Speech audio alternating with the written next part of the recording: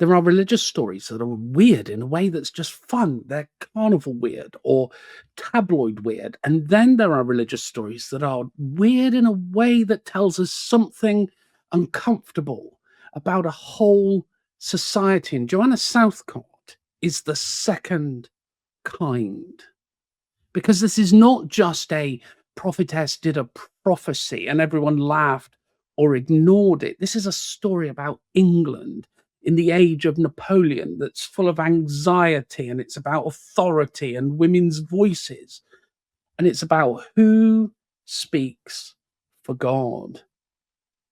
And then, of all those things, who is then labeled a fanatic by those in religious authority? But this is also a story about a box. Today is episode 1 of what is going to be a mini series. And my aim is not to sensationalize Joanna Southcott, because I want to understand what made this plausible for thousands, possibly tens of thousands, possibly up to 100,000 people, and also why it still has this weird afterlife. And as always, I want to do it with sources. So this is not a Wikipedia summary. This is about pamphlets and letters and the Word for the Wise, different editions.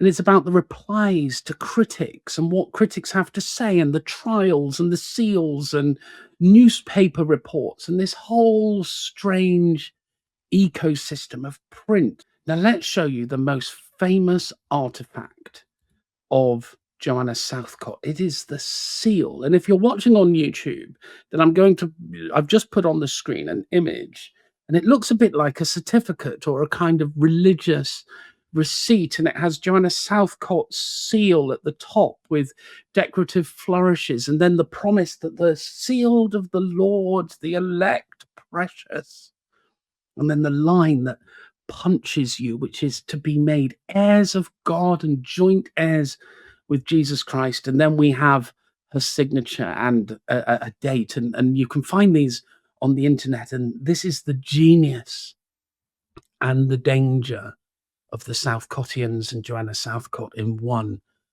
object.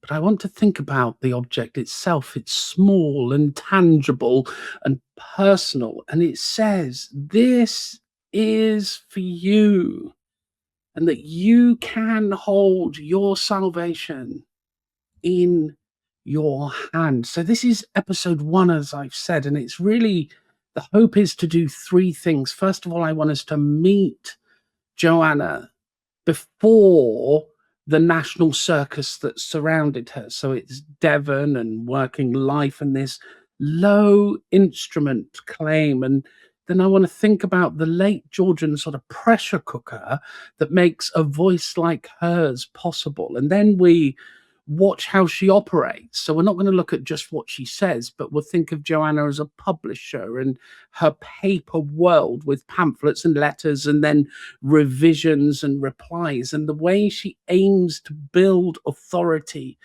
in print. And then thirdly, in this episode, we take the objects seriously. The seal, the trials, the sealed packets, and the great box. And we won't be thinking, oh gosh, these are eccentric props, but they are the machinery that made her credible. And that kind of thing keeps a movement alive, and it keeps England looking at her.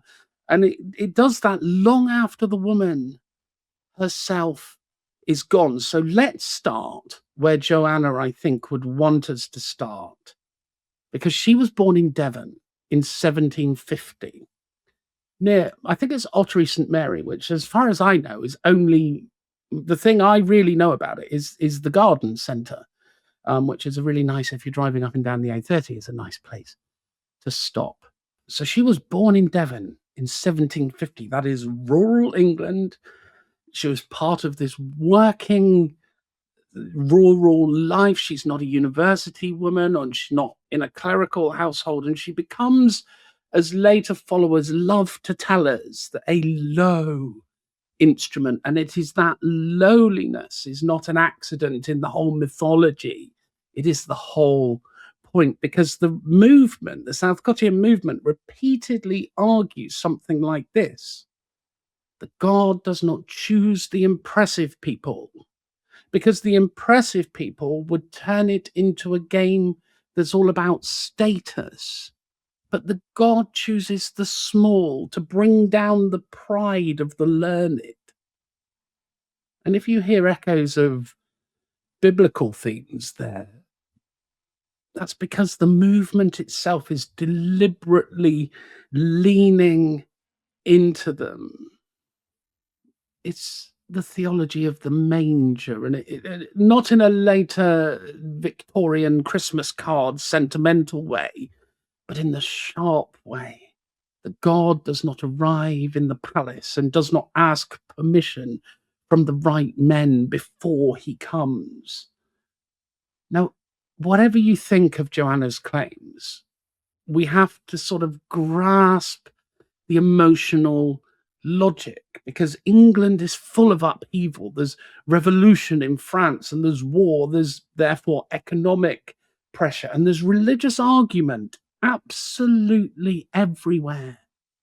And ordinary people are trying to interpret the times, and some are doing it with newspapers, others with sermons, some are doing it with dreams, and some are mixing that all together and coming up with some sort of synthesized idea from all of those things.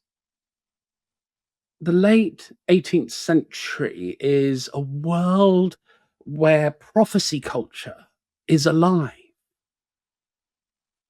Joanna's own narrative is this: that she begins to experience guidance earlier, and then in the 1790s, the still small voice becomes more and more commanding, and then she starts writing. And it's not just journaling, but it's writing as dictated. This sounds familiar because we come to 1830 or 1820s in New York in America, and what's Joseph Smith doing? This is all before this. She gets her first real vision that she writes down in 1792. So this is 30 years, 40 years almost before Mormonism is a thing, and it's years before even Joseph Smith is to be born. Now, here's an important structural thing, I think, for this mini series, because Joanna Southcott is not mainly the person that you would see prophesying on the street corner.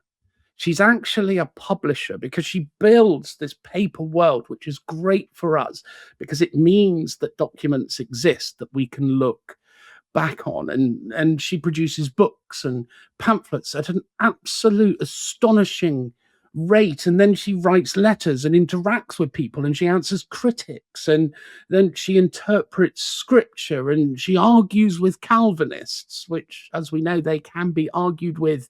They're quite happy with that, and she argues with also with people like deists, like Thomas Paine, and then she argues with Church of England clergy, and she has a go at rival prophets, and she argues even with her own followers when they drift. And in the middle of it, she has an object of economy, which is seals and packets and signatures and witnesses and trials. And this is a movement built for a print culture England. And this brings me to one of her publications, which is called A Word to the Wise. And I'm going to do a whole episode on her two different versions of this. I think one was 1803, one's 1813. And so as we see, her prophecies can change. So if we want an entry point, A Word for the Wise is an obvious candidate. It's not as obvious as The Strange Effects of Faith, but there's plenty online about that, and we will cover that when we get to the Calvinist kerfuffle.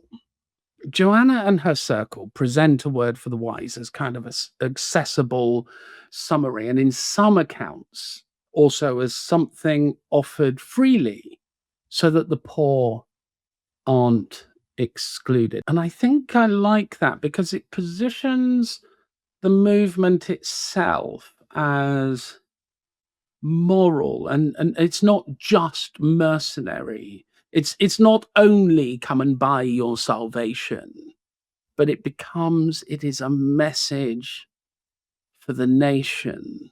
And that really is how she presents herself. But we also have critics and later historians and newspapers who insist that there is money involved as the important pivot, and it's not just the money imprinting costs. So one of the things we're going to have to keep returning to is this: is the seal being sold as a commodity, or is it being distributed as a sign, or is it both, depending on which part of the movement that we're looking at? Because the seal itself looks like a product, even if the movement denies that it's being treated as one. I think we can really see why the accusation of this being a money making organization really sticks. But there are two different things happening at once. Because on one hand, Joanna's writings are packed with this interpretive system. She gives us a way of reading Genesis 3, the fall, the serpent, the woman, the blaming of Eve, the blaming of the serpent. And she keeps coming back to a claim that is as sort of startling, I suppose, as it is simple, that if the woman took the blame in the beginning, then Joanna argues that the woman must be central in the resolution or the restoration. And if Adam blamed the woman and the woman blamed the serpent, then part of redemption is the serpent being judged. And in there, we see some of Joanna's structure, the idea that that's the sort of theological pressure point and the force that she is really feeling is powerful. So you have that on one hand, and on the other hand, Joanna's story itself becomes this media story. And the media story is not about her theology, which is very typological, but it's about scandal, because we have in the print media a woman who claims divine dictation, and she claims to be the woman in Revelation 12. She at one point claims the coming of Shiloh, this promised child, is through her, and she attracts a following, and then she produces these seals or maybe certificates of salvation, and then she ends her public story in a claimed miraculous pregnancy. And I just think it was something that the press of the day just couldn't ignore. So for episode 1, I want to hold those two sides together, that inner logic of her theology and her thought, and then that outer reaction that she caused.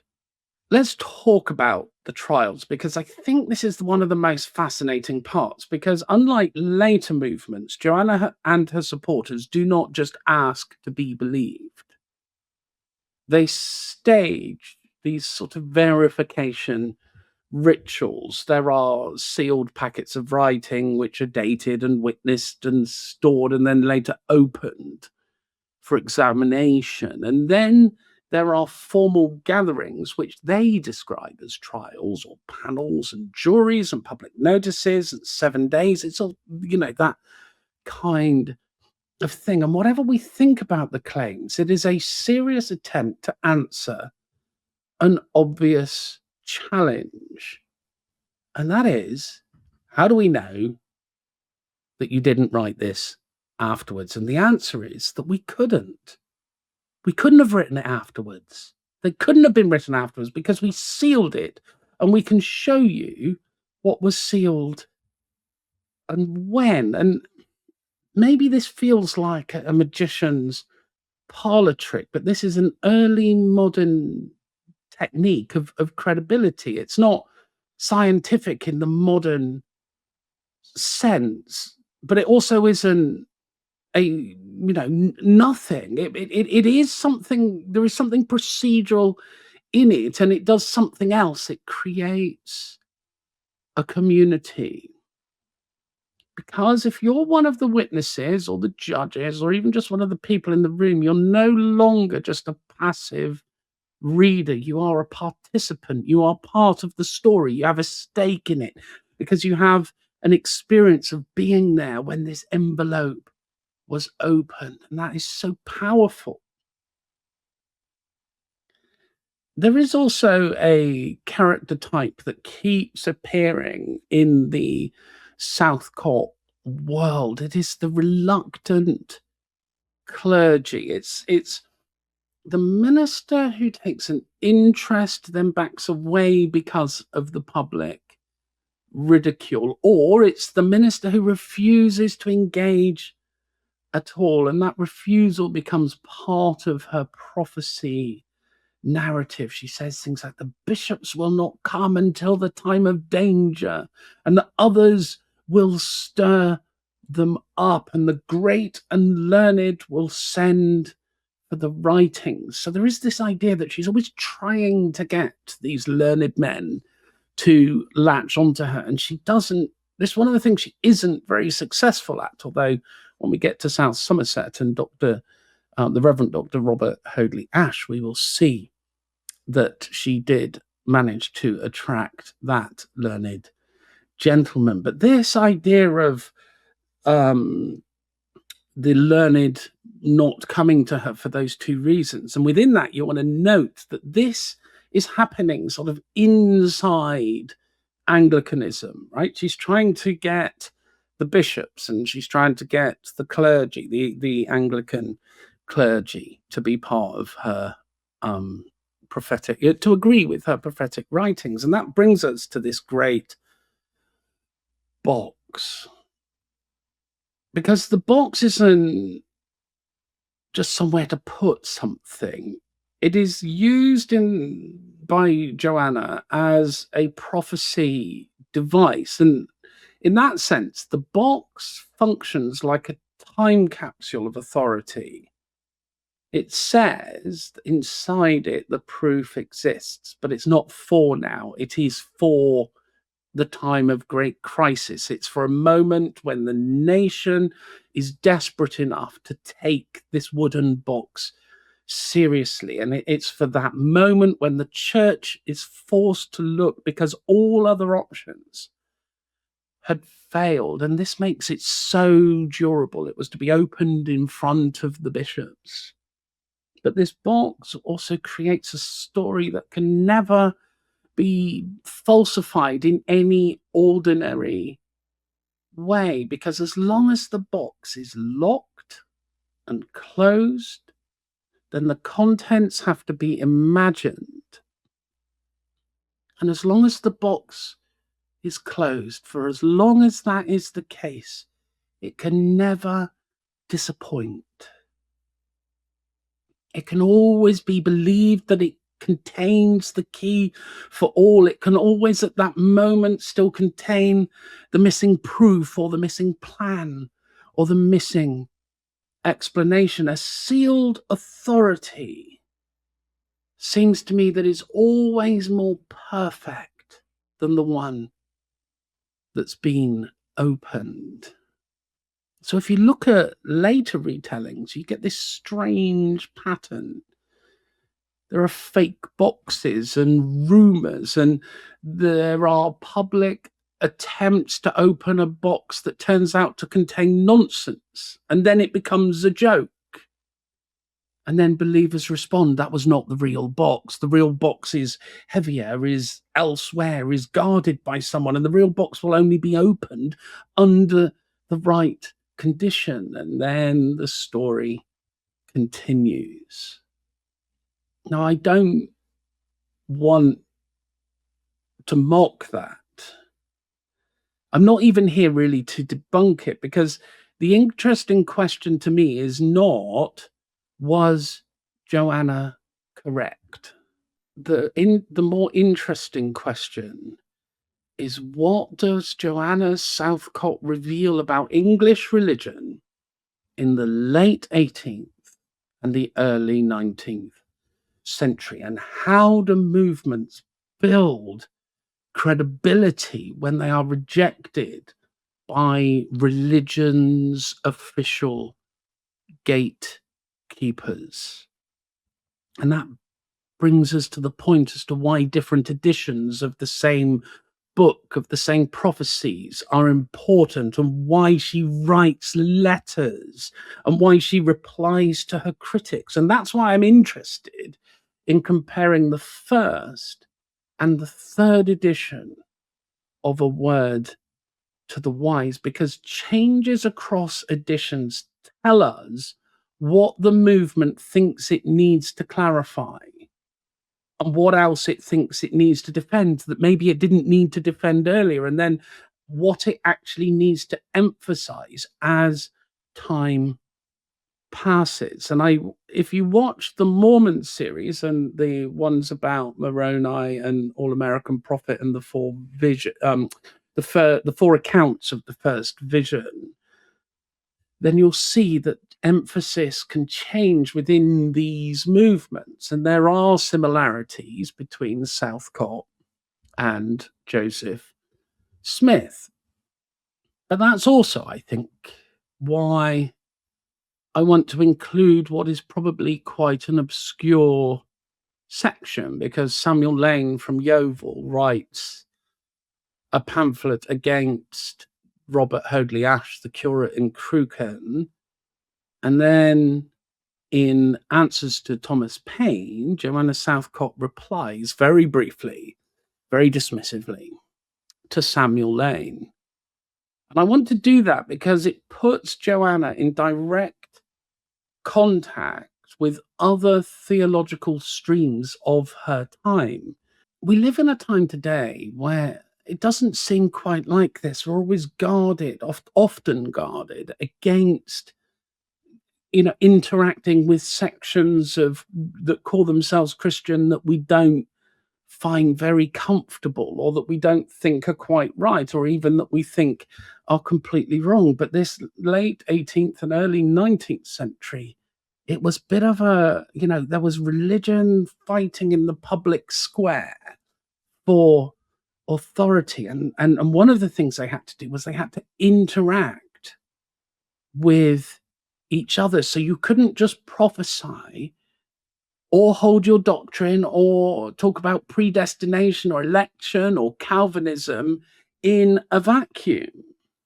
People who were ordinary people in chapels and churches were hearing these kind of arguments, and Joanna Southcott is not floating separate to all of that. She's actually in it, because she's arguing and she's pushing back and she's claiming that the Spirit is correcting the false doctrine of the age. And that's why she's more historically interesting than a one-note eccentric lady. Joanna Southcott in popular culture is not just religious, and she's not just this private, crazy lady with a few followers and then this locked, sealed box. She actually becomes a public reference, and at times a shared joke, and then there's a shared fear, and then she's a name you can drop. And when you drop her name, people know what kind of thing you mean. You can see that in the way that later writings treat her like this cultural shorthand. If you take 1859, Dickens opens A Tale of Two Cities by casually invoking Mrs. Southcott as this recognizable emblem of English prophetic mania. And he does that because he assumes his readers will get the reference without any explanation. Read the first page. He just drops it in and it disappears. And it's even better than it sounds, I think, because the novel itself begins in 1775, and that's right in Southcott's lifetime. And the novel is set up against the build up to the French Revolution. So Dickens, I think, is basically saying this: look, the age of political crisis also breeds a hunger for signs and visions and warnings and revelations. And England has its own version of that mood too. And it isn't only Dickens. She turns up across the wider literary imagination as well, and often dismissively. But the dismissal only works because she's already famous. John Henry Newman dismisses her and laughs at her, really. And she's in the air of the period and remembered afterwards, which is, I suppose that's kind of its own kind of historical fact. And then there's the print world, because Southcott is not only a woman who claimed visions, she is, as we've said, this publishing phenomenon. And the scholarship about her notes that huge numbers of copies of her works circulated in the early 19th century, which is actually another way of saying she was being read and passed around and argued over and treated as someone who was publishing in ink that was worth considering. And once that kind of religious figure becomes visible, the culture does what it always does. It draws her and mocks her, and it turns her into an image you can buy. And then she appears in William Blake's notebooks, and the lines aren't even really a polite footnote. They're a signal that she is now big enough to be folded into a poet's private symbolic universe. And he considers her alongside a much bigger theological theme, the theme of Mary and virginity and shame and innocence, and she becomes material and a reference point. And then you have that satire print of Joanna Southcott excommunicating the bishops. If you Google search that, you will see the image, and that basically is the public square talking back at her. So she writes theological stuff, theological critics respond to her, she responds to them, then the public square responds to all of it. And all those kind of jokes and that information only works because the audience already know all the ingredients of Joanna and the bishops and the audacity of what she said and the claim that she had spiritual authority over the establishment. And it is a popular culture admitting through laughter that she got under the establishment skin. And so when we say she was a fascination, I mean that quite literally, because she's discussed in print, she's remembered in fiction, turned into cartoons and argued over by serious people, and she's consumed by ordinary people.